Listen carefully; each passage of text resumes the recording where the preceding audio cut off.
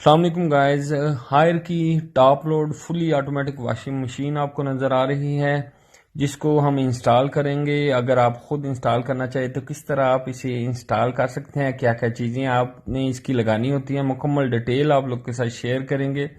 تو گائز یہ ہائر کی فلی آٹومیٹک واشنگ مشین ہے، ٹاپ لوڈ ہے۔ اس کے اندر یہ ایک واٹر انلیٹ پائپ آ جاتا ہے،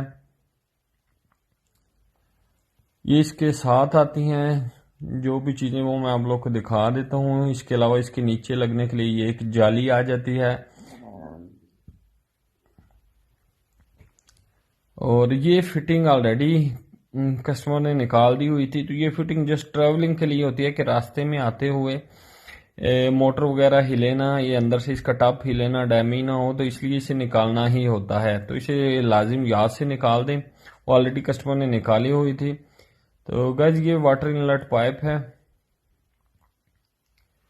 اچھا، اس کی یہ والی سائڈ جو ہے وہ ٹیب کے ساتھ لگتی ہے، ٹوٹی کے ساتھ لگتی ہے۔ تو اس میں ایک میں آپ کو دکھا دیتا ہوں، کپلر سا بنا ہوا ہے، اوپر والا حصہ الگ ہو جائے گا اور نیچے والا جو ہے الگ ہو جاتا ہے۔ یہ ہماری ورکشاپ ہے جو کہ پاکستان کی سٹی لالا موسا میں موجود ہے۔ گائز یہ آپ دیکھ سکتے ہیں ایزیلی ہک کو نیچے کی طرف کر کے تو آپ یہ کپلر جو ہے وہ الگ کر سکتے ہیں، اور اس کو اوپن کر کے بھی میں آپ کو دکھا دیتا ہوں۔ تو گائز یہ تھریڈ ہوتا ہے، اس کو آپ گھمائیں گے تو نیچے والا پلاسٹک پارٹ الگ ہو جائے گا۔ اس کے اندر ایک ربڑ کی واش ہیل اور ایک پلاسٹک کا ایڈجسٹر ہوتا ہے جو کہ ٹیب کو درمیان میں رکھتا ہے۔ تو گائز یہ جالی سب سے پہلے ہم لگا لیتے ہیں۔ یہ جالی آپ نے کہاں پہ لگانی ہوتی ہے؟ یہ نیچے کی سائڈ میں اس جگہ کو کور کرنے کے لیے لگی ہوتی ہے تاکہ یہ کوئی ریٹ وغیرہ کوئی چیز اندر نہ جا سکے، تو اس لیے اسے یہاں پہ لگا دیتے ہیں۔ اس کے دو لاک ہوتے ہیں، میں آپ کو دکھا دیتا ہوں۔ یہ آپ دیکھ سکتے ہیں لاک اپنی جگہ پہ بیٹھ چکے ہیں، ایک یہ والا اور ایک یہ والا۔ تو اس طرح آپ نے اس جالی کو لگانا ہوتا ہے۔ اس کے بعد گائز آپ نے یہ جو واٹر انلیٹ پائپ ہے اس کا ایک سائڈ یہاں پہ لگتی ہے اور دوسری سائڈ جو ہے وہ آلریڈی میں آپ کو دکھا چکا ہوں، وہ ٹیب کے ساتھ لگتی ہے۔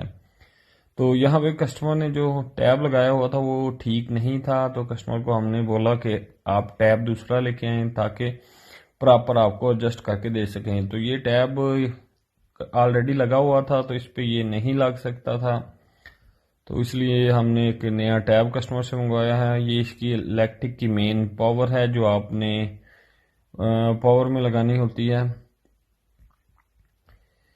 اس کے بعد اس کا جو ڈرین پائپ ہے اس کو آپ نے ہمیشہ نیچے ہی رکھنا ہے، کیونکہ یہ اپنی پروگرامنگ کے مطابق پانی لیتی اور نکالتی ہے۔ تو اگر آپ اسے اوپر رکھ دیں گے تو یہ مشین بار بار ایرر دے گی۔ تو غیر کسٹمر ٹیب لے آئے ہیں، یہ ٹیب جو ہے ہم نیا لگا دیں گے اور اس پہ آپ کو یہ ایڈجسٹ کر کے بھی دکھائیں گے کہ پائپ کس طرح لگانا ہے۔ تو گائز ٹیب ہم نے لگا دیا تھا، اب جسٹ یہ جو فٹنگ ہے اس کو ہم نے لگانا ہے۔ تو اس کے 4 سکرو ہوتے ہیں، یہ 4 سکرو آپ نے باہر کی طرف اوپن کر لینے ہیں، یعنی باہر نہیں نکالنے، فٹنگ کے اندر ہی رہیں لیکن فل اوپن کر لینے ہیں، اور ایسے کر کے آپ نے ٹیب کے اندر اسے لگانا ہے۔ لیکن یہ ٹیب تھوڑی تھکنس زیادہ والا ہے، اگر کم تھکنس والا ہوگا تو یہ پلاسٹک لگا رہنا دینا ہے، اگر زیادہ تھکنس والا ہے تو پلاسٹک نکال بھی سکتے ہیں، جیسا کہ ہم نے نکال دیا ہے۔ اچھا، نیچے والے پلاسٹک کا جسٹ 1-2 تھریڈ ہی لگائیں تاکہ ہم بعد میں پراپر اسے ٹائٹ کر سکیں۔ تو یہ چاروں سکرو باہر کی طرف اوپن کر لینے ہیں اور 2 سکرو بیک سائڈ میں آ جائیں گے، انہیں ٹائٹ کرنے کی ضرورت نہیں پڑے گی۔ آپ سامنے والے 2 سکرو ٹائٹ کریں گے تو پیچھے والے آلریڈی کھینچنے سے ٹائٹ ہو جائیں گے۔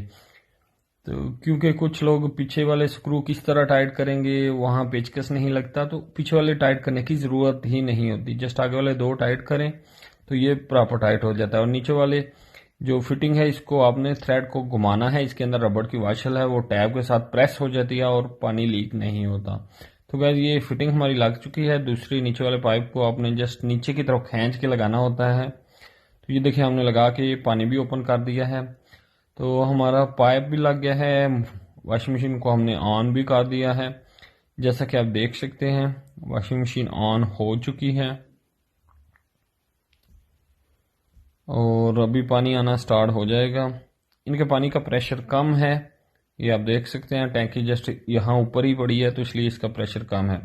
گائز جو ہمارے ساتھ نئے ہیں ان سے ریکویسٹ ہے کہ چینل کو سبسکرائب کر لیں، بیل آئیکن کو پریس کر کے آل ضرور پریس کر لیں. Thank you guys.